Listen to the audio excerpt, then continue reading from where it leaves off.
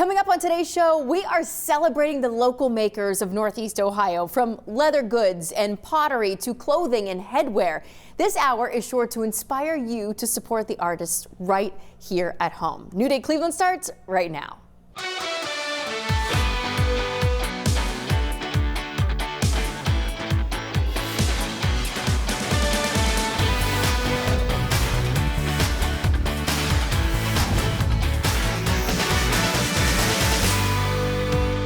Welcome to New Day Cleveland. I'm Natalie Herbick. So if you need another reason to shop local, this hour has 11 for you. Northeast Ohio is full of local makers. Their products are creative, they're beautiful, and almost as unique as the artisans themselves. Today, we are putting the spotlight on just a few of those artisans. To kick things off, how about a change of wardrobe? This is Drew Christine Fabrics and Design. Drew Christine Fabrics and Design is a place of creativity. So we do everything from teaching fashion design classes, sewing classes, we sell fabric, we even make your custom design. So from beginning to end, it's all about fashion and creativity here. Started sewing when I was 13. I actually used to get put on punishment a lot, so that was the only thing I could do was sew. No TV, no telephone.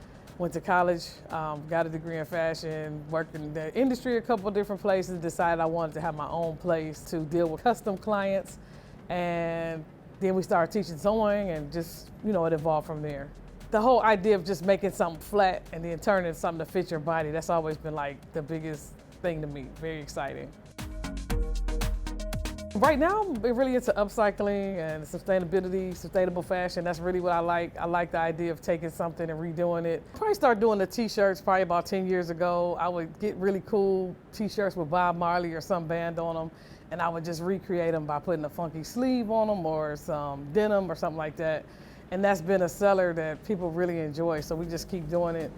And so as far as the fabrics, it's just usually I take fabrics that's maybe from a customer that I bought too much fabric from, so I really enjoy just using what I already have. But we make everything. I'm more joined to my clients, so if I love my clients, I'm excited about them. Whatever I'm making for them, that's what makes me excited. My client is the person who wants to just be different. So they either want to design their own clothing or they either want to get something made personally for them. So the client is just somebody who likes things that are different. They appreciate art. They appreciate creativity. I have them learning from their own. So I have a class this weekend. Somebody wants to make their own cushions for their couch. I'm super excited about it. I'm like, okay, we're gonna make cushions. So it's just anything that somebody wants to do that's unique and to be proud of, maybe for themselves or something they got made. I've been teaching this sewing classes since I opened about 12 years ago, and it was just like 1 or 2 people. And then we started doing these things called sip and sews. So people could drink a little wine and make a little something, nothing major, but something to make them feel good about learning how to sew. We made it very light. But then that blew up to our class, like, oh my God, I really like this. And they started taking classes, so our classes kind of blew up. So we started with a beginner's class, then we moved to an intermediate class, then we have upcycling classes. I teach wig making, I teach alterations, I teach online. It sounds corny, but it's just, I got to see so many things just because I could sew and because I could design. So it opened up a lot of things for me. This skirt was fun to make. It was a pair of suit pants. So I made it into a skirt, did some little cargo pockets and added some tulle to it. So that's my outfit. Decided to wear a little upcycle piece. Before people saw fashion as a hobby, they saw it as just as sewing. But now we're learning that fashion is about fabrics, about the history of fashion, almost everything that you would do with artworks. It's a type of self-expression. So somebody might wear black to a funeral, or if you wear white to a wedding, that's all different things that people want to convey about themselves and about how they're feeling that day. So it's an art form because it's something that people can do every day. If you would like to shop Drew Christine Fabrics and Design, take sewing classes, or even collaborate on your own piece of clothing, you can reach Drew online. Now, at some point, you might have collected beach glass along Lake Erie, maybe. Well, our next maker has a special way of working it into his art. This is One Good Turn.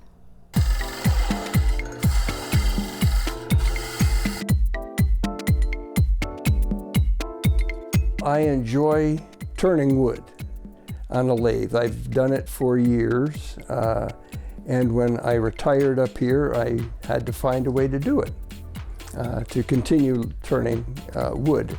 I had to kind of reinvent the way I was going to turn wood because I couldn't use a full-size lathe. I have no space for it. I went from a 30 by 40 foot shop down to a 7 by 7 foot shop. So I downsized my lathe and I started to find out what could I turn on a small lathe. And then I found the way to make the kaleidoscopes. I thought, well, you know, my wife loves to collect beach glass. And beach glass is a very popular thing in the Vermilion area because we have a good source for beach glass. So I thought, well, gee, maybe I could get beach glass with small enough pieces that I could put in a kaleidoscope. So when Carol would go searching beach glass, I would join her and I'd look for the really small pieces of beach glass. And it worked.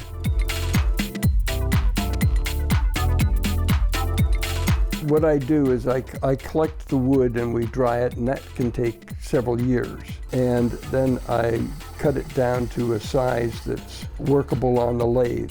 Then I turn the wood to the specific shape I want, and every time I turn it, they're a little bit different, and I look at the wood, and a lot of it's trying to figure out what's the way to get the best grain configuration on the wood to make it a little bit more unique.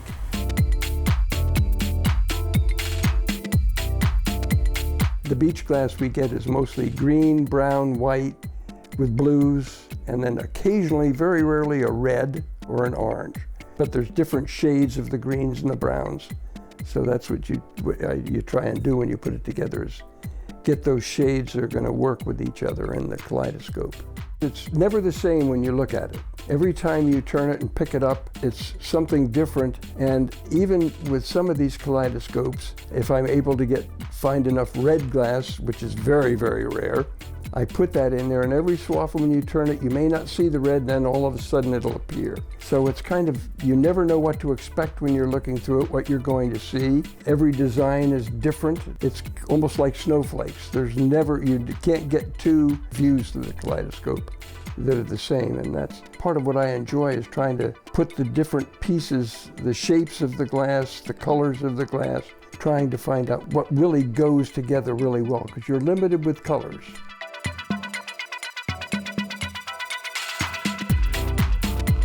I'm not a big production shop. I probably make maybe 10 to 15 a year, maybe 20 a year. And I just have a lot of fun first turning the wood and creating things. And as you can see, most of the kaleidoscopes I make have a nautical theme to them. So I kind of used that theme for my kaleidoscopes. I really just have a lot of fun doing it. One good turn for turning wood, for doing something like that, kind of fit what I like to do, and it fits the way I approach life, if you will. I believe that one good turn deserves another, so doing good turns is fun, and sometimes that turns out to be wood turning.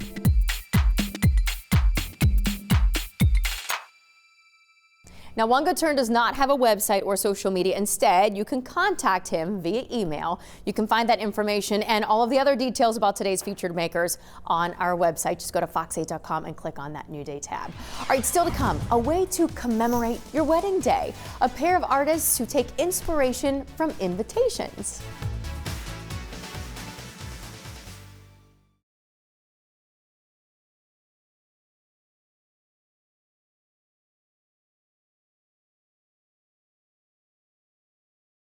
Works of art made with your wedding day invitation. The magic of you paintings is something that you've never seen before. Check it out.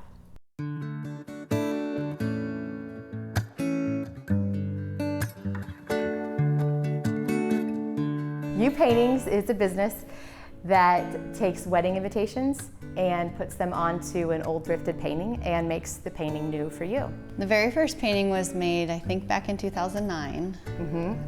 My husband and I were both in a wedding and wanted to take a special gift. And so looking at the invitation, you know it's a work of art itself. And so put it into a painting, put their new last name on it, and stepped back from it and was like, wow, this is really kind of cool. Heather and I are best friends. She made one shortly after. We kept bouncing back and forth and continued to make them, and I don't even know how many we've made We have at not this counted. point. In the hundreds. Our friendship was started from taking art classes together in college. And so we already had the confidence in one another, in our art ability, and we had formed a best friendship by then. So thinking of being an entrepreneur and thinking of, you know, an idea that no one else has thought of, I just completely jumped on board immediately, and it was just meant to be.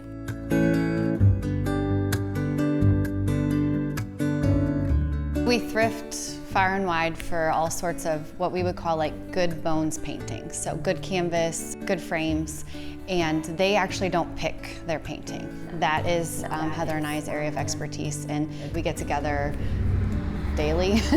We come in and we do the dance of, we got this invitation, we lay out several options, we kind of go shopping here in our own studio and see how things would lay down or where they would work best. Then that starts the process of, this invitation is going to go with this painting, and they're going to entrust us with their color scheme, and all the decisions really from there, which is pretty fun. We do like to look at the background of the couple. We take the time to see what they like and stuff like that. Sometimes depending on the couple, we might feel a little more daring with our colors if they are showing that on their bio.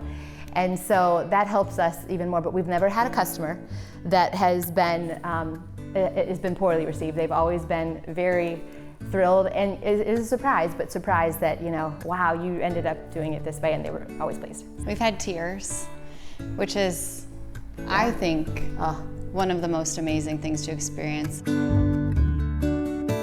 When people buy or purchase one of these from us, they're not purchasing a painting that took us 2 to 3 weeks to make. They're purchasing 20 years of experience that she and I have in this field, and giving us, again, the ability to go ahead and have free reign with their invitation and make something that is uniquely made new for you. That's why it's called You Paintings, that can't be matched. There's no two paintings that are alike. We tell people that. We are openly honest when they come in and say, I want one, you know, just like this. Well, number one, your invitation isn't like that, and two, it will never be replicated, because every thrifted painting is its own unique story. One of the other things I'm most proud of is the way Heather and I work so fluidly. I don't think most people that come in here can tell who has done what paintings. I think it's a testimony of our friendship and our love and commitment to each other as we kind of navigate through life together. Really, it's just our mission to celebrate weddings, and we ourselves are happily married ourselves and know about the ups and downs of marriage, but believe in it so strong, and so it's an honor to be able to celebrate with those that are embarking on a brand new journey.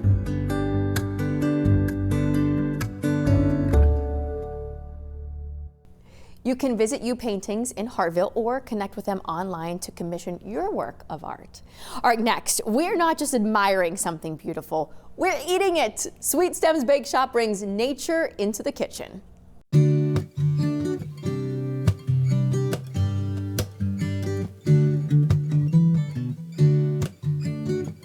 Sweet Stems Bake Shop is something I started on my own, so I am all self-taught. I've never gone to culinary school, but my grandmother was a baker, and so I grew up baking with her.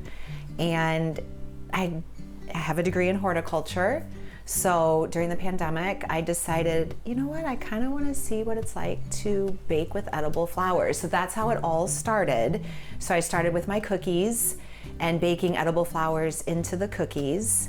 And then it grew to me making my own jam, to making my own cakes. And what I have found is that making cakes has grown into this passion, that it's so creative and so, like, there's so many different ways I can run with it, that is now kind of what I focus on. I do so many different parts, but I still use flowers in my baked goods.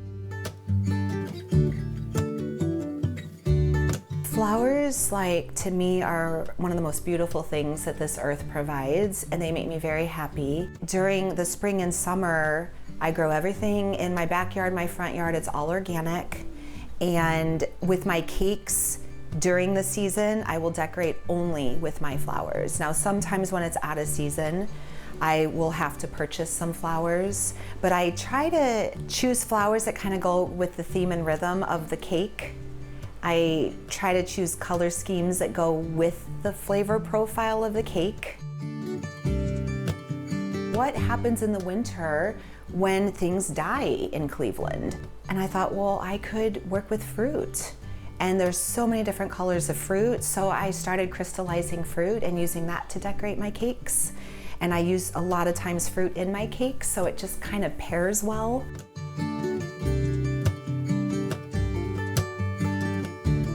I love to put jams in my cakes, so I would have to say that's probably traditionally something for sweet stems that you're going to find that I do. So I'll always use a frosting of some type, but I normally, when I layer my cakes, I always put a layer of jam in between the layers. Or I will do curds. So I've done lemon curds, I've done a blueberry curd, I made a yuzu curd for today that I'm also gonna put a jam on top of, because I'm like, why not? They're personal sized. 2 people easily can share a mini cake. So I'll do 4-inch mini cakes, I'll do 8-inch, 10-inch, 12-inch cakes, I'll do tiered cakes. So I rarely do just 1 layer cake, I'll do 2 to 3 layers of cake. When I decorate a cake, I really try to think about my client. I just really try to tap into their spirit as much as I can and create something from the heart for them that when they look at, they're like, oh my gosh, that's so beautiful. Now, when you're ready to order from Sweet Stems Bake Shop, remember that Stacy can take any idea and just run with it. No matter the flavor or design, it is sure to be beautiful and delicious. All right, still to come, how about some urban art, the masterpieces you don't have to visit a museum to see?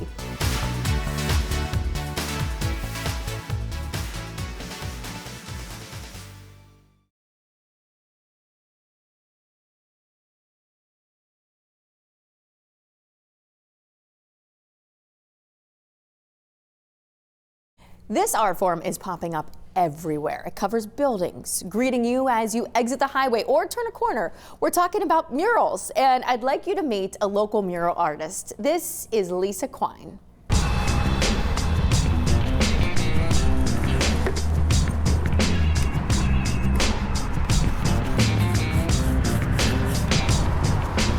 Lisa Quine Inc. is a business of murals, illustration, and more.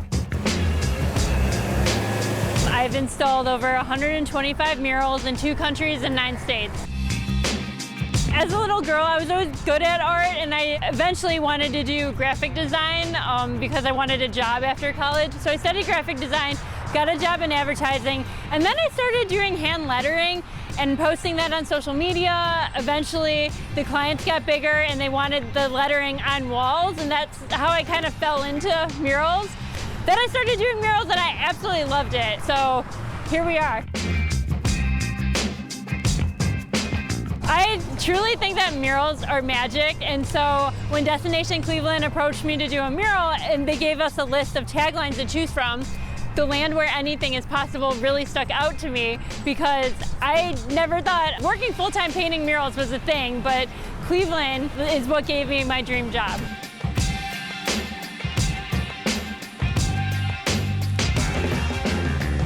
Knowing that anything could happen to a mural once it's painted on there, like it might not last forever, is totally fine by me because I'm always developing as an artist. I have a different perspective than the artist I was 5 years ago even, so it's kind of nice starting fresh. And like, it's nice, like a tribute to the past, and like murals, I try to make them as timeless as possible, but it is nice to always be developing.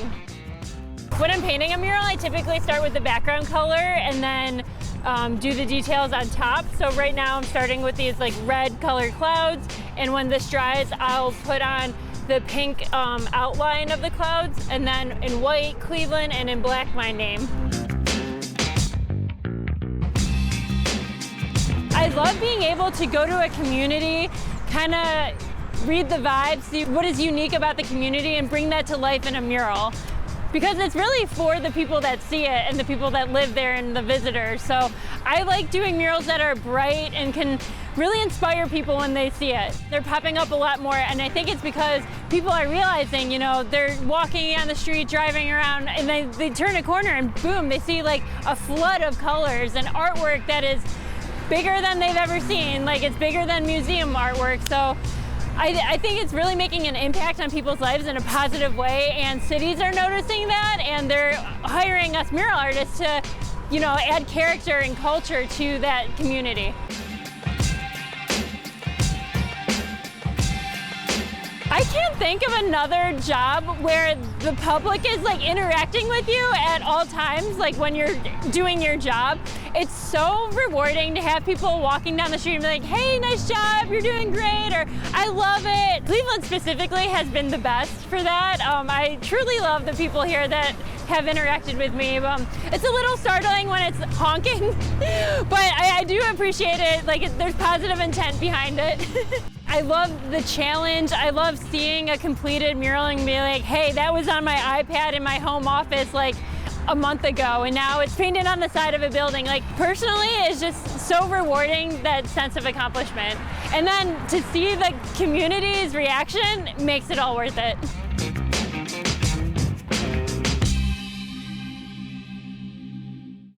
Lisa paints indoor and outdoor murals, and she also does other design work. So if you're interested in commissioning a mural for your home or maybe your business, you can reach out through her website. All right, up next, inspired by nature and made with glass. This is Jennifer L. Warden Arts.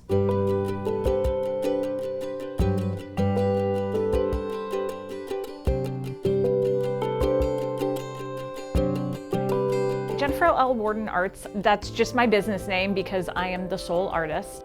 I am a glass artist. I create almost exclusively in using discarded glass and then remelting it into new art pieces. My art is very nature inspired, very cheerful, whimsical, and also minimalist and simplistic.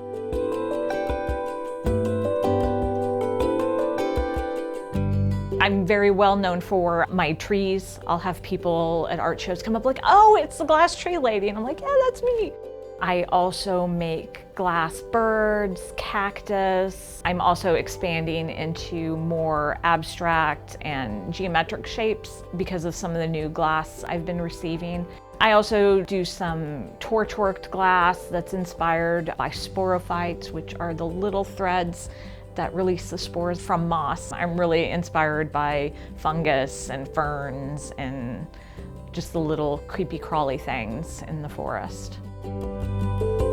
So my process is kind of similar to other glass artists, except for I use recycled glass. So bottles, discarded and broken glass dishware, old windows. I'm also getting the scraps and discards from other glass artists. So what I do is I get that glass. If I'm making a tree, for example, out of clay, I make the mold that has the hollow out for the tree shape that I want. Just like a ceramic artist, I'll fire that clay so it's hardened and permanent in that shape. And then I cut the glass that I'm using, put it into the clay mold that I made with a copper wire, because copper has a higher melting point than glass, so I can use that for my stems and tree trunks. And then it goes into my glass kiln, and depending on the type of glass, the color of the glass, how much I have in the kiln at the time, I'm firing it anywhere from 1550 degrees Fahrenheit to about 1700 degrees Fahrenheit. And it takes anywhere from about an hour and a half to 2 hours to melt. And then it's another 8 to 10 hours for the glass to cool back down to room temperature. And then I can open up the kiln and see what I have. I'm lucky in respects to most of the glass comes to me. I've been doing it long enough. I have enough friends and fellow artists that know what I do and what I use, that I'll just come to my studio and there'll just be a line of bottles, and then I have to guess like, who was drinking that over the weekend? I will go to thrift stores and buy like the broken and chipped glass dishware that are in like pinks and other colors that bottles don't come in. My favorite thing about art is just being able to express myself. I have to create, and just being able to take, I guess it's nervous energy maybe, and turn it into something that goes out in the world and that people love and that they look at and that they come back and tell me, oh, I just love it's sitting above my kitchen sink, so when I'm doing dishes I see it and it just brings me joy. And that gives me the feels, and that someone appreciates what my hands and my heart have created.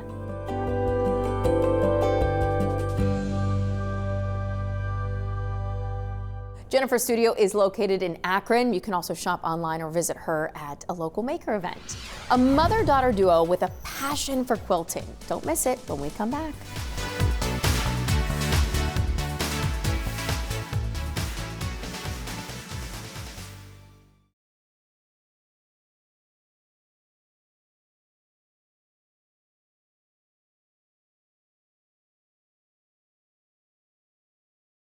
This mother-daughter team shares a passion for sewing. Together, they have been featured all over the country, and their quilts take things to a whole new level.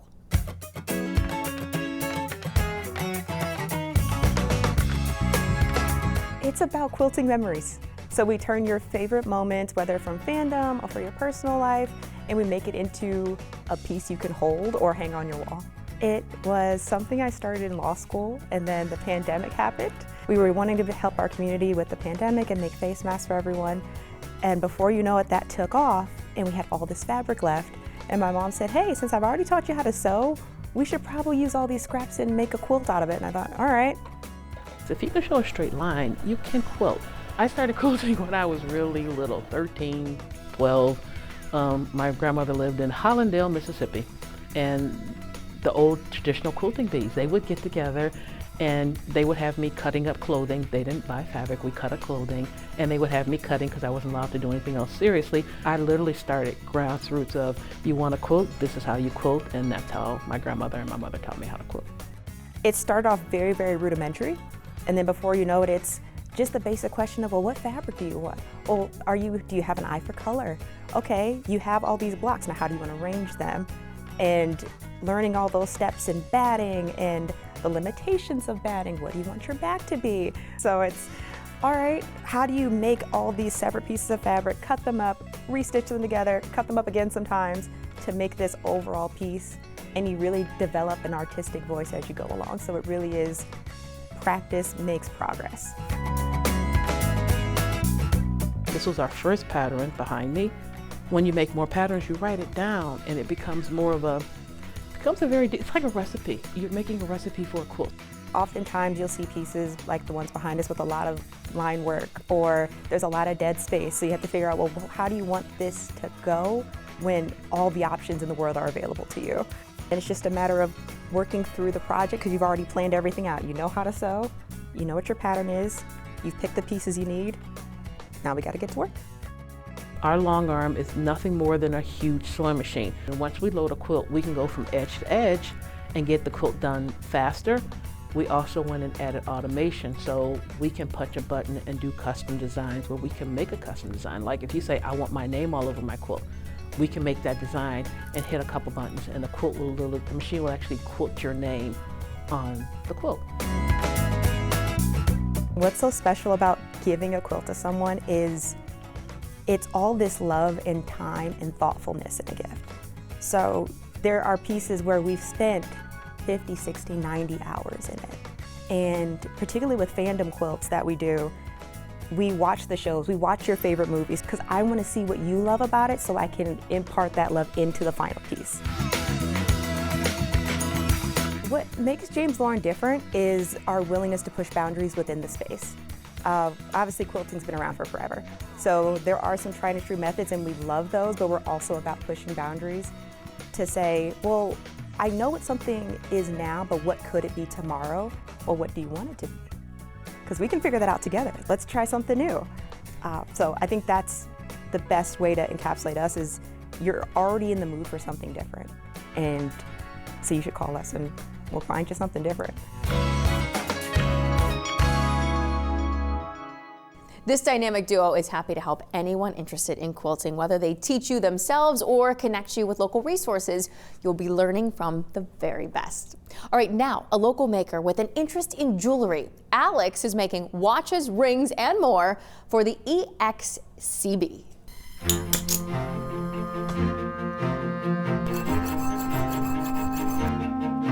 XCB is the Exquisite Corpse Boutique. I create hand-forged timepieces and jewelry, a little bit of something for everybody, and I do everything just by hand. I use just hand tools, a little fire, a little saw, a little hammer. I don't like using machines. That takes the fun out of it. For me, the process is why I'm doing it, not just so much to sell it, but to create it. My mom always knew I was going to be an artist, so she always cultivated that and kind of pushed me into different artistic classes and ventures. She did a lot of PTA crafts, and so she brought me in on doing those, and that's kind of how I started being a little crafty. But that's all I wanted to do. I would leave our Little League games and just because I wanted to go home and draw. I'd rather be doing that than being out and doing sports. I make timepieces, I make jewelry, unisex jewelry for men and women or anybody that wants to wear it. My designs start kind of selfishly, just what I want to make, into more doodles. Starts off as just a doodle. I scribble in notebooks with pen just so I can't erase anything, and then I start to see something. I start to get an idea of what I'm actually doodling. From there, I refine it. Once I get all that figured out, I start to work with the metal. And there I become a production line. I cut each piece, I solder each piece, I shape each piece. And so even though I do them all at the same time, they're all a little different because they're by hand. Anytime companies say, oh, it's handmade now, and it's like somebody pushing a button, that's not handmade.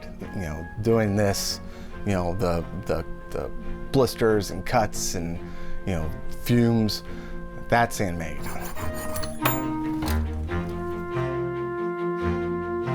My work gets called steampunk a lot, I think mostly because it's time, it's gears, it's very of a different time and era. I pull heavily from the early 20th century, just the line work of Art Deco, the flowing smoothness of Art Nouveau, the architecture, the furniture, structures, and functional objects. There's always some little piece of design in my head. I'm compelled to make. I'm compelled to just keep doing this. If I go days without making something, I get a little down. Each little step where it's just making a ring isn't just bending around metal and then soldering it. It's getting that shape right, it's getting the size correct, it's the thickness, the height. What am I doing to it? Am I texturing it? Am I adorning it with pieces? And then starting from a piece of metal, watching it go, getting dirty and beaten up, all the way to a finished, polished piece, it's really the giving birth to it that strikes joy into me.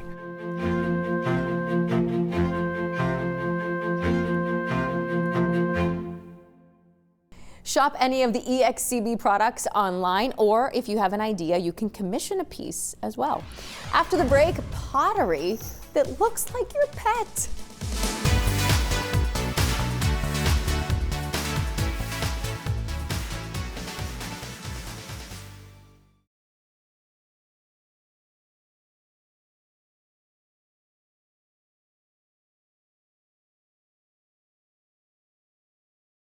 Welcome back to New Day Cleveland's Local Makers Road Trip. We are headed to Seville to shop leather bags and accessories. This is Finn's Fickle Goods.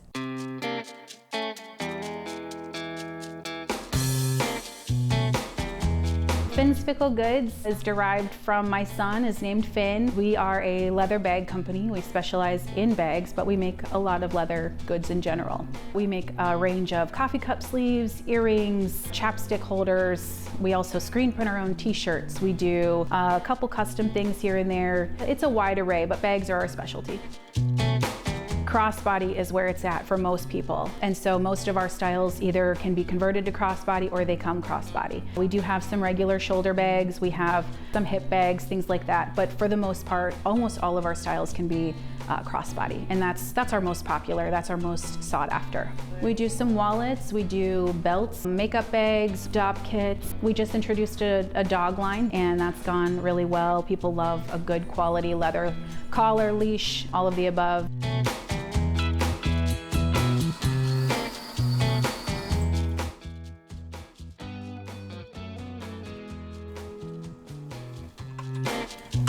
I started by doing things as frugal and as cheaply as possible. I would take apart Army canvas bags. I would take apart US mail bags and use those materials to learn the trade and learn how to put things together.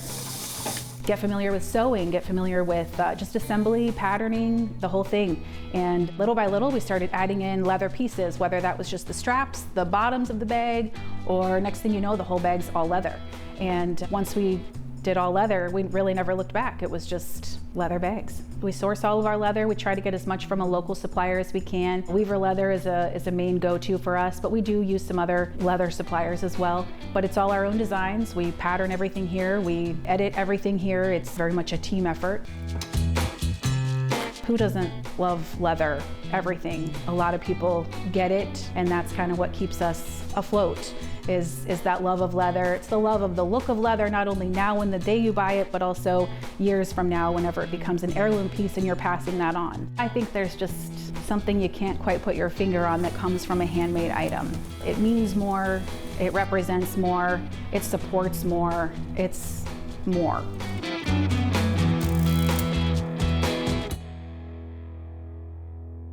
Finn's Fickle Goods has 2 storefronts. They also sell products online. Now, pottery made with intention. See LGF Pottery progress from the wheel to the kiln. So LGF Pottery, that's my initials, Leslie Gabrielle Fallon, LGF. It came to be because I said, why not? And I just did it. I started out making dinnerware, just mugs and bowls and plates.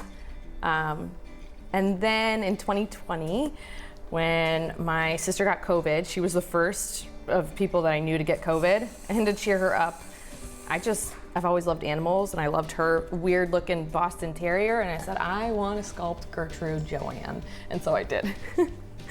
And I posted it on social media, and it just blew up, and so that's how really the custom stuff had started.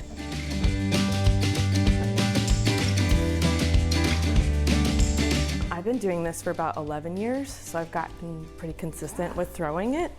And I found a shape that I like, and sometimes I'll experiment with different shapes. Step 1, after you weigh your clay and you kind of pat it into a ball, you're gonna throw it on the wheel as central as possible. It's pretty good. Toot my own horn. I'm gonna dip my hand in water. I'm gonna speed up the wheel pretty much as fast as I possibly can in the beginning, and then it'll slow down with time. So I'm placing the side of my left hand on the bat that's holding the clay, and that's gonna kind of be my brace to keep it central. So this arm needs to be as steady as possible. And then you're gonna do the same thing with your right side. Get your hand wet, speed up the wheel, push in together until you can make a cone. So I'm squeezing in, bracing my core, bracing my elbows on my thighs, and bring my hands up to try to move the clay so that it's all cohesive. There's no bubbles. Get it really centered. It's just like life. If you're not centered, it's not gonna work.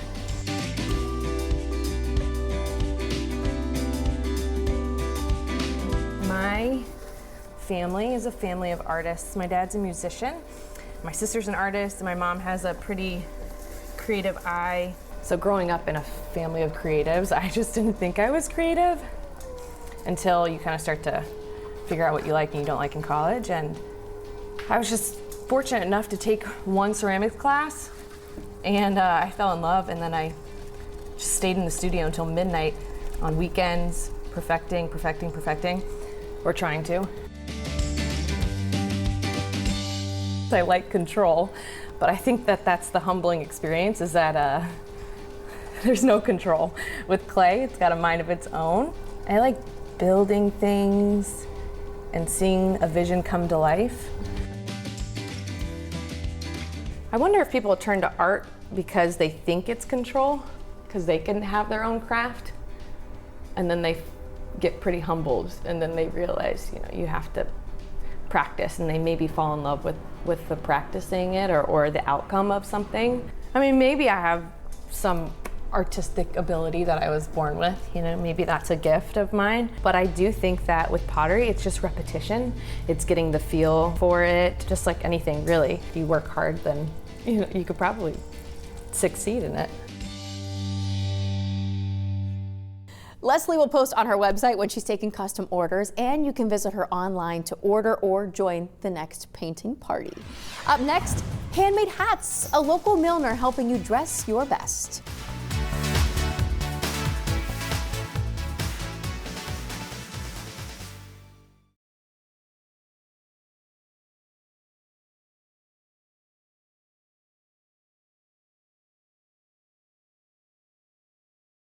Spruce up your style with a handmade hat for every occasion. This is Studio St. Marie.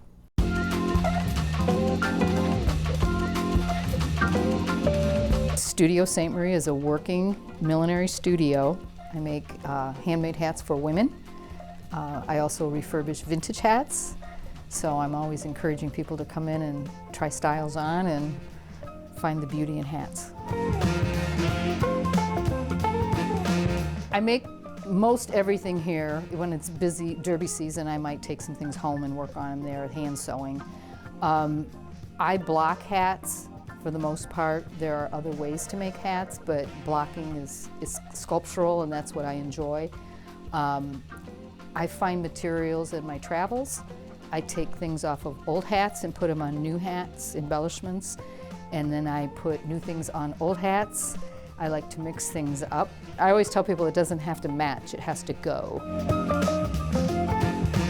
The hand-blocked hats at Studio St. Marie will have a Studio St. Marie tag inside. Sometimes I upstyle a manufactured hat. I do carry a few manufactured hats here for a lower price point. And the vintage hats, I just clean, repair, restyle, whatever I think is needed to make it be wearable now. Some hats are just, you need a 50s party. That's all there is to it. But a lot of the vintage styles, they're small, so sometimes I make them into a topper, but I try to make it where someone could buy it now and enjoy it. I focus a lot on everyday hats at Studio St. Marie. I have this idea that, you know, you should have a hat that you could wear with lots of different outfits. Grab it, throw it on your head and go. It could be for rain, it could be for sun, it could be for warmth. I do have dressy hats, hats to wear to weddings, special occasions, galas. I do a lot of fascinators, and I encourage people to get something that maybe they could wear also at holiday, to a holiday party or New Year's Eve. But it usually comes back to the practical side of it's a hat that goes with your outfit and it completes your outfit, and I think it just looks good. Studio St. Marie is really for all ages. I've had little girls come in and get headbands, especially if they have a party to go to. I have young women, I have women in their 80s who are going to an event, and you know, I've had women come in and they want a fascinator, so they make a tea date with their friends. So they all are gonna go out and get fascinators just because they think it's fun. All ages of women. I call it my happy place. So I've had people try to say, well, you should do this and you should do that. And I'll look at them and I'll say, I don't want to be Walmart. I just want to have a nice place that I go. I can be creative. Years ago when I was teaching, I would always buy a hat, but you couldn't find many hats locally. So you'd buy one hat and you buy one winter coat and you wear it every day all winter. And then next year you'd wear the same thing.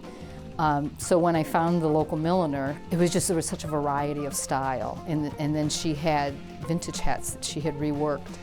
And it was so much fun because it was like something different. I think a hat completes your outfit. So you can take something that's fairly neutral and plain, and as soon as you put the hat on, it kind of finishes it off. And you get a lot of compliments when you wear a hat. It's that little cherry on top that finishes an outfit off.